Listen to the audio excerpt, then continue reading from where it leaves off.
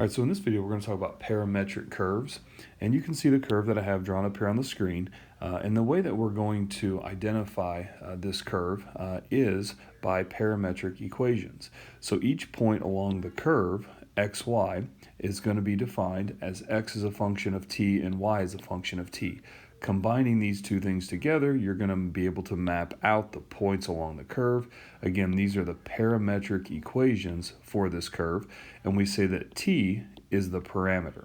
Okay, so we'll take a look at an example here where we have x as a function of theta, y as a function of theta. So these would be the parametric equations for the curve that we're going to sketch with a parameter of theta. Now, many times there'll be restrictions or bounds on the parameter, and in this case, we're going to be bounded between 0 and 2 pi. So to show you kind of how this works, in this first example, it's easiest for me to go ahead and put together kind of a list of ordered pairs. And so I'm going to start by selecting a few values for theta. Now, knowing the interval between 0 and 2 pi, dealing with these trig functions, it makes sense in this particular case to investigate theta equals 0, theta equals pi over 2, theta equals pi, theta equals 3 pi over 2, and theta equals 2 pi. Now again, these are somewhat arbitrary, but given the nature of the problem, it does make sense to select a few of these in terms of creating our list of ordered pairs. So if theta is 0, we'll plug a 0 in for theta, and it'll spit out an x-coordinate. We'll put a 0 in for theta here, and it'll spit out a y-coordinate. So cosine of 0 is 1, sine of 0 is 0. So we're going to get the ordered pair now, 1, 0.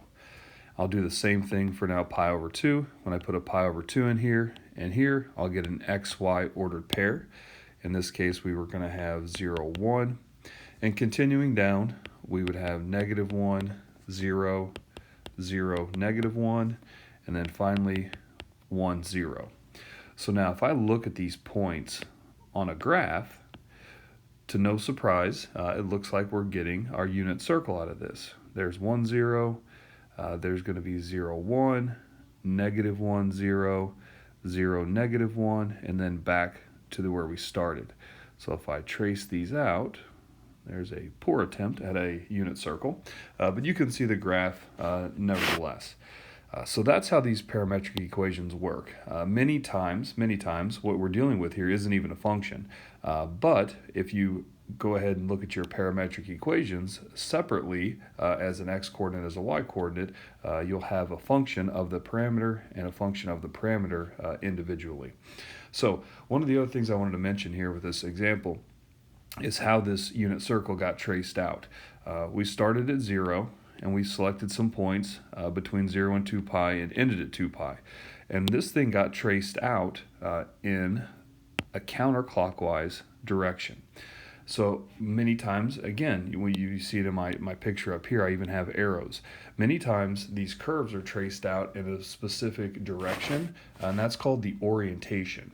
And so we'll talk more about that here in just a minute. I'm going to go ahead and actually clear the screen, and we'll take a look at this same example here, but with a different orientation. Okay, so let's take a look at this a little differently. These were our original parametric equations, and we're once again on the interval 0 to 2 pi. And when we did this last example, we ended up with a counterclockwise orientation. So let's say we want a clockwise orientation. Well, we're going to have to change our setup a little bit here. So what we're going to do instead is we're going to look at cosine of negative theta and sine of negative theta. So that puts us in the opposite direction around the unit circle. So I would encourage you to simplify this a little bit. Cosine of negative theta, since cosine is an even function, that's the same thing as cosine of theta. And since sine is an odd function, that's going to be negative sine of theta. So these parametric equations right now should give us an opposite orientation. And you'll see if I take my thetas and I plug them back in here, you will in fact get that same unit circle but traced out in a different direction. So we would get a 1, 0 here, we'd get a 0, negative 1, a negative 1, 0, a 0, 1, and a 1, 0 to finish it out. And so by plotting those points, the 1, 0 would start here, but now 0, negative 1, negative 1, 0, 0, 1, and then back around to the original. So as I trace this out, my orientation now would be this direction, right here. So one of the things I want to mention here with this example is very important. When orientation doesn't matter, and if all you care about is getting the curve, there are many different types of parameterizations for a given curve. And so many times when we look at these problems, the parameterizations that we're dealing with are not unique. And that's going to be important to remember moving forward. All right, so now we're going to discuss actually eliminating the parameter. So let's consider these same parametric equations here that we were studying before. We know that this graphs into the unit circle. We know that along this curve, this is identified as any point xy, and this of course would be our angle theta that we're dealing with here and here. Now, we know this is going to graph as the unit circle, right? So the unit circle would be the x squared plus y squared equals 1. Now, if you remember back to trig, you actually dealt with parameterization for the fundamental identity. We know that on a unit circle that, of course, x is cosine and y is sine. So if I take the cosine and the sine and I plug it in here, we end up with our cosine squared plus sine squared equals 1. So this identity right here is actually now identified with parameter theta.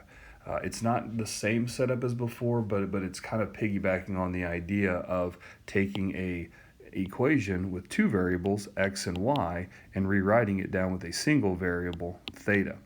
And so we haven't necessarily eliminated a parameter here, but I do want to show you how it connects and how you're able to go from x's and y's to a single parameter theta, or in our case now going backwards from something like this into this.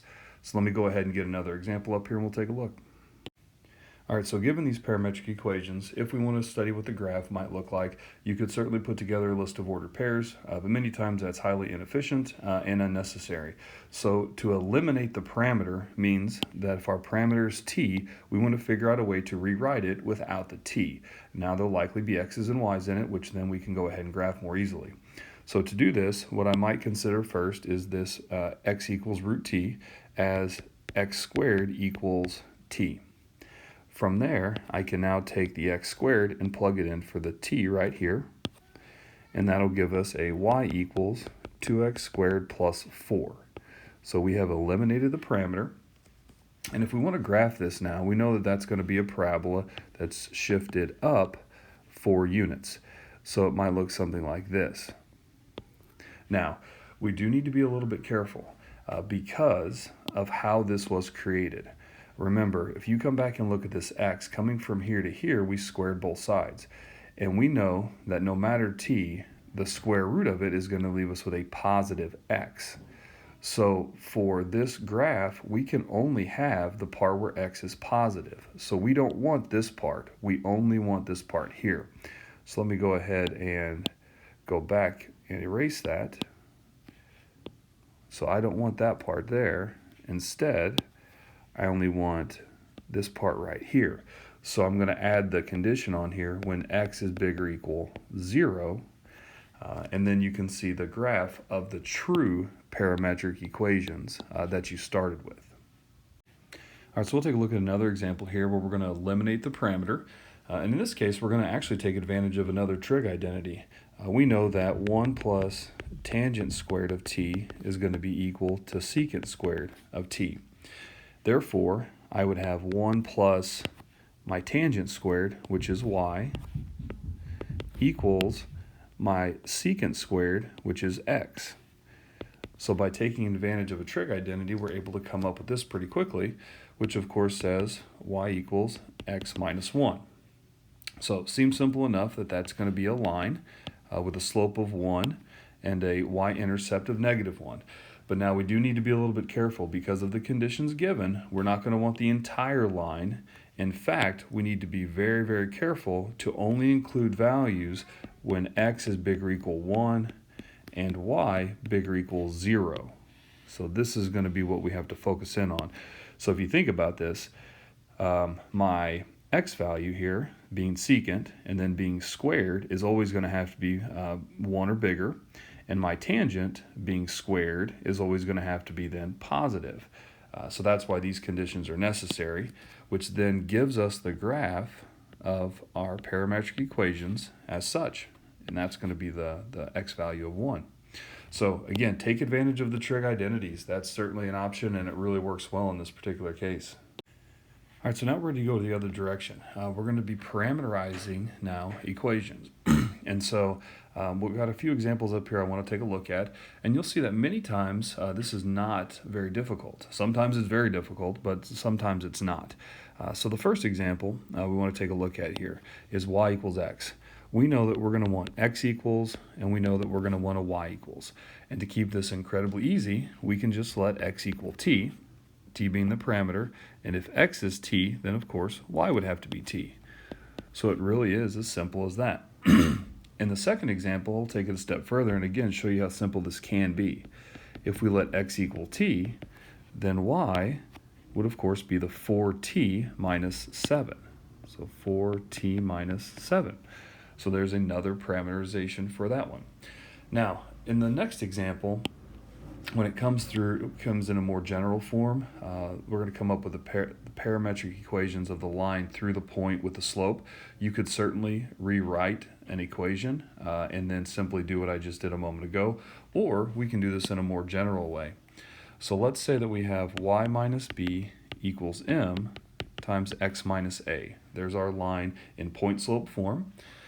If we let t equal the x minus a, then we have a y minus b equals an mt, and we can then go ahead and move a few things around and say that x would equal a plus t and y would equal b plus mt.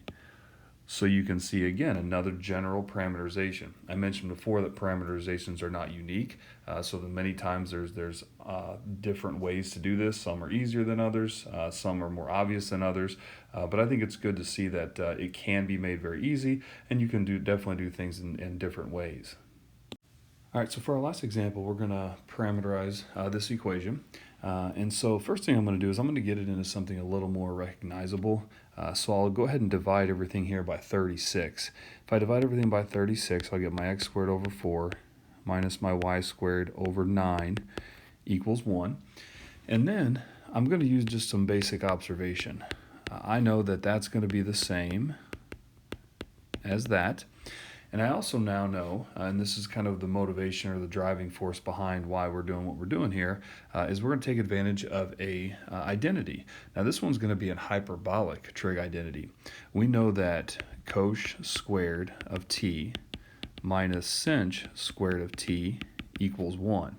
So if we take advantage of the comparisons here now, we can simply let x over 2 equal cosh of t, and then we can let y over 3 equal sinh of t.